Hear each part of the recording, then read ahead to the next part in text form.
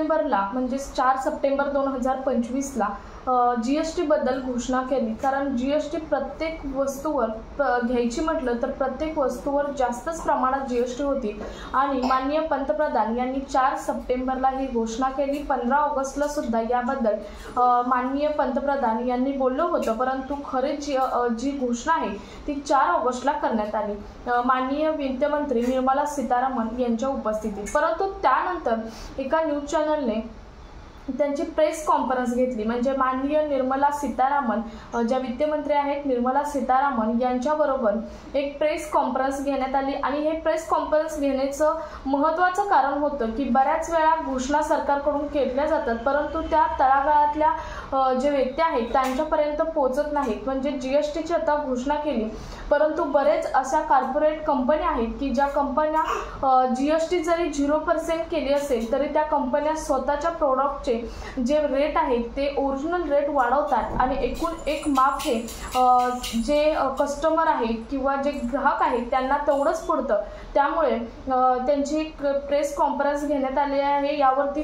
यावरती तुम्ही काही मॉनिटरिंग केलं आहे का याबद्दल सुद्धा प्रश्न विचारण्यात आले। त्यावेळी त्यांना फायनान्शियल मॅनेजमेंट करणारे काही मेंबर्स किंवा काही फायनान्शियल मध्ये जे स्टुडंट आहेत ते त्या प्रेस कॉन्फरन्सला होते आणि त्या प्रेस कॉन्फरन्सला बरेच प्रश्न माननीय वित्तमंत्री निर्मला सीतारामन यांना त्या फायनान्शियल स्टुडंट कडून किंवा फायनान्शियल मॅनेजमेंटचे जे मेंबर आहेत त्यांच्याकडून विचारण्यात आले। तर जे जनतेच्या मनात प्रश्न आहेत, कस्टमरच्या ग्राहकांच्या मनात जे प्रश्न आहेत तेच प्रश्न त्यांनी त्यावेळी निर्मला सीतारामन यांना विचारले होते आणि या सर्व हे प्रश्न कोणते, या प्रश्नांची उत्तरे निर्मला सीतारामन यांनी काय दिली। कारण बरेच या भ्रमात आहे GST लागू झाली परंतु GST जी शेवटच्या तळागाळातल्या ग्राहकांपर्यंत पोहोचायला पाहिजे त्याचा लाभ तो पोहोचेल का या कन्फ्युजन मध्ये बरेच ग्राहक कस्टमर बरेच लोक आहेत, बरेच मेंबर्स आहेत आणि त्यामुळेच ही प्रेस कॉन्फरन्स घेण्यात आली होती। त्यामुळे त्यात काय प्रश्न विचारले त्या प्रश्नांची उत्तरे पाहूयात म्हणजे तुमचं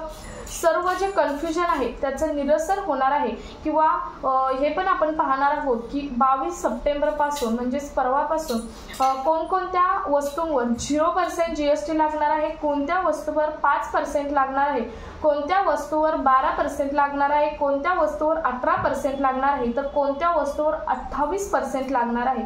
28% GST लावण्यात येणार आहे। तर सगळ्यात जास्त GST कोणत्या वस्तूंवर ठेवली गेलेली आहे 0% मध्ये बऱ्याच वस्तू आहेत। त्या वस्तू तुम्ही ही 22 सप्टेंबर 2025 म्हणजे सोमवारपासून हा नियम GSTचा लागू करण्यात येणार आहे।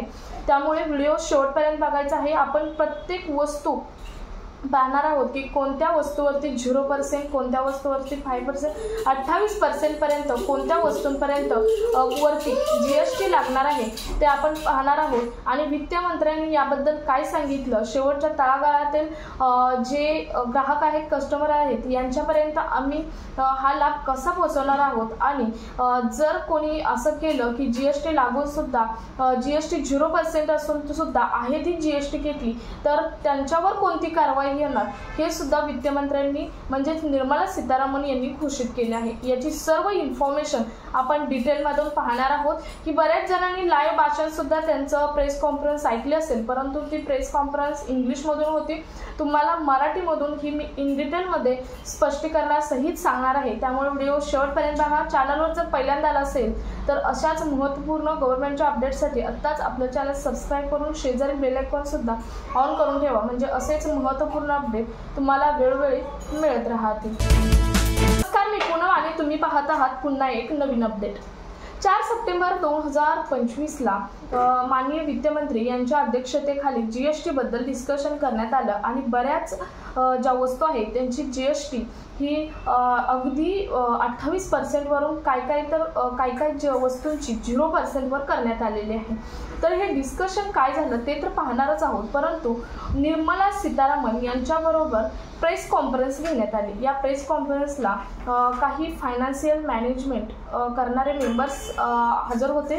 त्यानंतर फायनान्समधील काही स्टुडंट हजर होते। यांनी त्यांना प्रश्न विचारले आणि त्यांचे ते प्रश्न विचारणं योग्य होतं आणि त्यासाठीच ती प्रेस कॉन्फरन्स कॉन्फरन्स घेण्यात आलेली होती, कारण प्रत्येक तळागाळातल्या व्यक्तीला GSTचा लाभ मिळायलाच पाहिजे, त्यामुळे ही प्रेस कॉन्फरन्स घेण्यात आलेली होती। त्यामध्ये पहिला प्रश्न विचारण्यात आला होता की आपण जे GST कमी केले आहे याचा पूर्ण फायदा कस्टमर किंवा लास्ट पर्यंतचे जे स्टॅक होल्डर्स आहेत यांच्यापर्यंत पोहोचवण्यासाठी आपले मॉनिटरिंग अँड इव्हॉल्युशन काय आहे, हा प्रश्न doctor Rana Singh management of फायनान्सचे जे मेंबर आहेत त्यांनी विचारला होता। खूप वेळा असे होते, त्यांनी असंही म्हटलं की खूप वेळा असे होते की GST कमी होते आणि कॉर्पोरेट किंवा संबंधित ज्या कंपन्या आहेत त्या कंपन्या आपला जो मूळ रेट आहे तो वाढवतात, कारण त्यांना आता GST मिळत नसते, त्यामुळे तो मूळ रेट वाढवतात आणि त्यामुळे कस्टमरला GST कमी होण्याचा काहीच फायदा होत नाही, त्यांना एकूण एक माप तेच पडते। हा पहिला प्रश्न विचारण्यात आला होता। त्यानंतरचा दुसरा प्रश्न विचारणार, आपण आधी प्रश्न पाहूया, त्यानंतर तुम्हाला मी इन डिटेलमध्ये आन्सर काय दिले माननीय निर्मला सीतारामन हे सांगणार आहे। त्यानंतर एका फायनान्शियल विद्यार्थिनीने स्टुडंटने प्रश्न केला होता की एज्युकेशन इन्स्टिट्यूट आणि प्रायव्हेट ट्युशनवरती 18% GST डन केले आहे। हे तुम्हाला यामध्ये बरेच जण कन्फ्युजन आहेत, याचं डिस्कशन आपण पाहणार आहोत। अलीकडे ॲडमिशन घेणारे बरेच मिडल क्लास विद्यार्थी आहेत आणि त्यांना यामधून बिलॉंग करावं लागत आहे, का तुम्ही ही GST 0% करत नाही, हा प्रश्न विचारला होता। आता बरेच जण म्हणतील की 18% नाही 0% केले आहे, परंतु कुणावरती हे सुद्धा तुम्हाला कळलं पाहिजे आणि तेच आपण आता उत्तर पाहूया। त्यावेळी माननीय निर्मला सीतारामन यांनी आन्सर दिलं होतं बघा, GST ज्यावेळी त्यांनी हा प्रश्न 18% GST बद्दल केला होता त्यावेळी एक आन्सर दिलं होतं, निर्मला सीतारामन यांनी आन्सर दिलं की जे एज्युकेशनल इन्स्टिट्यूट आहेत, गव्हर्नमेंटने शिकणारी मुले किंवा सेमी गव्हर्नमेंट जे आहेत त्यांना 18% GST पूर्ण 0% केले आहे, परंतु ओव्हर क्लास घेतात, ओव्हर शासनाचं घेऊन बाकी घेऊन विद्यार्थ्यांच्या फी घेऊन सुद्धा जे ओव्हर क्लास स्कूलमध्ये काही स्कूलमध्ये काही कॉलेजेसमध्ये ॲड ऑन क्लास ट्युशन घेत आहेत त्यांच्यावर मात्र 18% GST आहे तशी ठेवलेली आहे, बाकी सगळीकडे 0% GST 0% GST केलेले आहे। हा यातील सर्वात मोठा फरक आहे। काही जण भ्रमात आहे की 0% केले, परंतु यामध्ये हा सर्वात मोठा फरक आहे। त्यावेळी प्रश्नाचं उत्तर दिलं होतं बघा, आम्ही सप्टेंबर 22ची वाट पाहत बसलेलो नाही, आम्ही इंडस्ट्री बरोबरच्या लोकांबरोबर चर्चा केली आहे, इन्शुरन्स कंपनी बरोबर सुद्धा चर्चा केली आहे, जे मेडिकल इक्विपमेंट आहेत सेल करणारे आहेत त्यांच्याबरोबर सुद्धा आम्ही चर्चा केली आहे। तसेच आम्ही एक वित्तमंत्री आश्वासन देत आहे, मी एक वित्तमंत्री म्हणून आश्वासन देत आहे की they will be pass it on.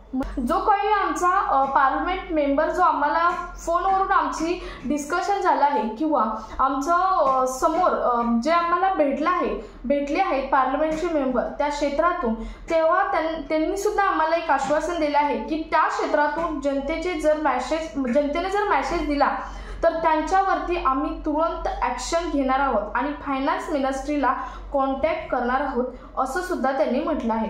म्हणजे ज्यावेळी त्यांनी प्रत्येक क्षेत्रातील फायनान्शियल ज्या इंडस्ट्री आहेत किंवा मेडिकल इंडस्ट्री आहेत, मेडिकल सेल करणारे आहेत, सर्वांबरोबर त्यांचा कॉन्टॅक्ट झाला आहे आणि त्यांनी अगदी तळागाळातील माणसांना GST चा लाभ व्हावा, म्हणजे बरेच जण आता तुम्हाला माहित आहे GST लागू होऊन सुद्धा काही GST आहे तशी घेतात, 0% करत नाहीत आणि त्यांना ज्यावेळी असं होईल त्यावेळी तुम्ही तक्रार करायची आहे त्या विभागातील जे क्षेत्रातील संबंधित जो मेंबर आहे त्याच्याकडे तुम्हाला तक्रार करायची एक मोठी संधी आहे आणि त्यावरती त्वरित ॲक्शन सुद्धा होणार आहे असं वित्तमंत्री यांनी सांगितलेलं आहे।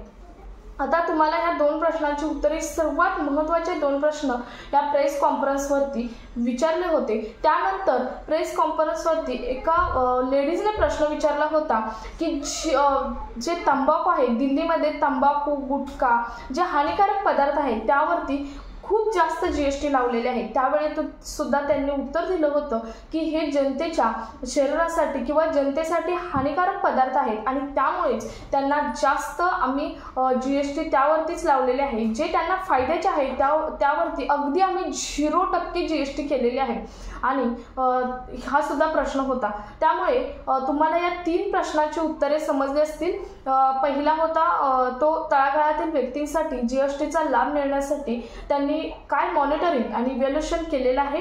दुसरा होता एज्युकेशनल इन्स्टिट्यूट, तुम्हाला फरक तो समजला असेल, व्यवस्थित व्हिडिओ बघा, फरक तो समजला असेल। आणि तिसरा आहे तो म्हणजे जर असं केलं आहे ती GST लावली तर त्याच्यावरती ॲक्शन होणार का, तुम्हाला त्यासाठी काय करावं लागेल हे सुद्धा तुम्हाला समजलं असेल। त्यानंतर सर्वात महत्त्वाचं मी पहिल्यांदा सांगितलं 22 तारखेपासून कशावरती 0%, कशावरती 5%, कशावरती 12%, तर कशावरती 18%, तर कशावरती 28% GST लागणार आहे। आपण एक एक करून पाहूयात। तर सर्वात पहिला आपण पाहूयात 22 सप्टेंबरपासून 0% ते 5% कशावर GST लागणार आहे, अगदी 0%। ती म्हणजे दूध, पनीर, दही, ताक, सर्व इंडियन जे ब्रेड्स आहेत त्याच्यावरती, त्यानंतर रोटी, पराठा, चपाती, भाकरी याच्यावरती सुद्धा 0% GST लागणार आहे। त्यानंतर डिडक्शन ऑफ 18 to 12%, म्हणजे 18 to 12% वरून 5% म्हणजे 5% कशाची GST होणार आहे, म्हणजे 22 तारखेपासून फक्त 5% GST कशावर लागणार आहे, तर बघा food items, serve food items आहेत त्याच्यावरती। त्यानंतर नमकीन पदार्थ आहेत, म्हणजे चिप्स असेल, बाकी काही नमकीन जे पदार्थ आहेत त्याच्यावरती सुद्धा 5%। त्यानंतर भुजिया, त्याच्यावरती सॉसेस, सर्व प्रकारच्या सॉसेसवरती फक्त 5%। त्यानंतर पास्ता, नूडल्स, चॉकलेट, कॉफी, त्यानंतर फ्रीजवर, त्यानंतर मीठ, कॉर्नफ्लेक्स, त्यानंतर बटर, तूप, हे सर्व पदार्थ हे 5% GST मध्ये येणार आहेत। या सर्व पदार्थावरती फक्त 5% GST 22 तारखेपासून लागणार आहे, जी की आधी 18 ते 12% होती।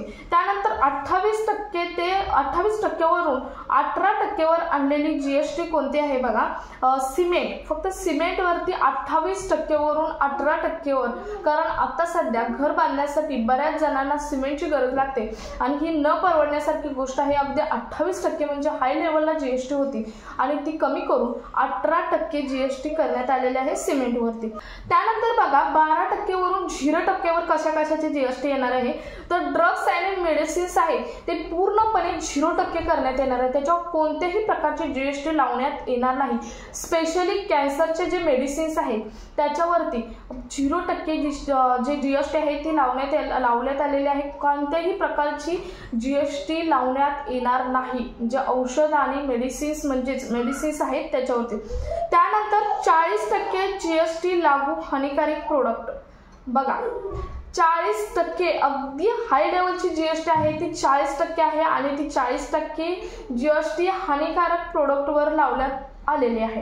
त्याच्यामध्ये कोणकोणते येतात बघा, पान मसाला, सिगारेट आहे, गुटखा आहे, तंबाखू आहे, बिडी आहे, हे जे पदार्थ आहेत याच्यावरती 40% GST लागू केलेली आहे आणि याची सुरुवात दिल्लीतून केलेली आहे। सध्या दिल्लीत 40% GST लावण्यात आलेले आहे, याची सुरुवात ही दिल्लीतून केलेली आहे। 22 तारखेपासून सर्वच ठिकाणी ही 40% GST हानिकारक प्रोडक्टवरती लागू केली जाणार आहे।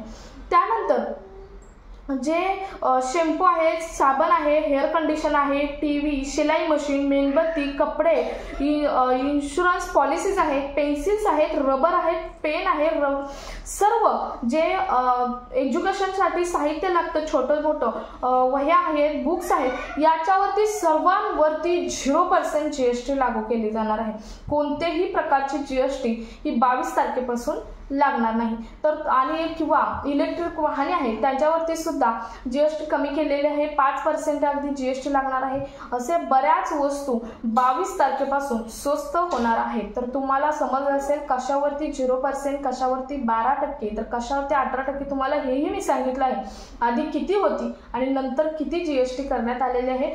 ही 22 तारखेपासून म्हणजे सोमवारपासून हे सर्व GST लागू होणार आहे। जर या GSTचं तुमचं आहे तसा म्हणजे 12% अगोदरचं रेट होता तो 12%च तुम्हाला कोणी घेतला तर तुम्ही तक्रारही करू शकता संबंधित विभागाकडे, त्याच्यावर त्वरित ॲक्शनसुद्धा घेतली जाणार आहे असं प्रेस कॉन्फरन्समध्ये वित्त मंत्री निर्मला सीतारामन यांनी सांगितलेलं आहे। त्यामुळे या तळागाळातील व्यक्तींसाठी या जीएसटीचा फायदा तितकाच होणार आहे, तो करून घेणं हे तुमच्या हातात आहे।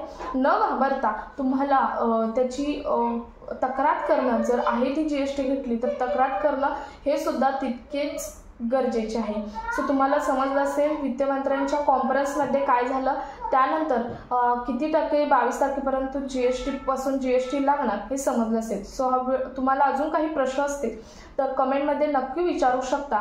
सो हा व्हिडिओ जास्तीत जास्त ठिकाणी शेअर करा। भेटूयात पुढच्या एका नवीन अपडेटसोबत, तोपर्यंत धन्यवाद। जय हिंद।